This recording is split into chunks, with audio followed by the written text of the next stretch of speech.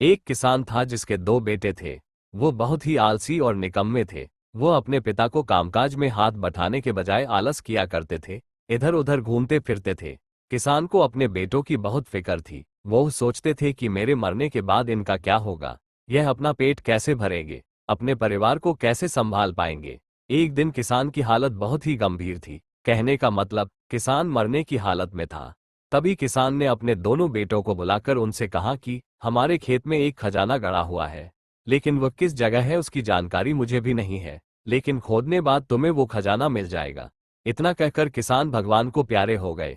खजाने की खबर सुनकर दोनों बेटों के मन में लालच आ गया और वो दोनों खेत पर चले गए और खेत को खोदने लगे। खजाने के लालच में कुछ ही दिनों में पूरे खेत को खोदने के बाद वह घर जाकर बैठ गए और वह अपने पिता को कोसने लगे। इसी तरह कुछ महीने बीत गए और वर्षा ऋतु का आगमन हुआ। किसान के बेटों के पास पेट भरने के लिए सिर्फ एक ही जरिया था, वो है खेती।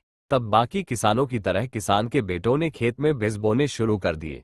वर्षा का पानी पाकर वह बीज अंकुशित हुए और देखते ही देखते खेत लहराने लगे। ऐसा लग रहा था कि हवा के झोंके से लहरा रहा था। ये देखकर किसान के बेटे बहुत खुश हो गए। उनको समझ आ गया कि परिश्रम ही सच्चा धन होता है और वो उसी तरह से अपने पिता के शब्दों का मोल भी समझ गए और अपने कामकाज में लग गए।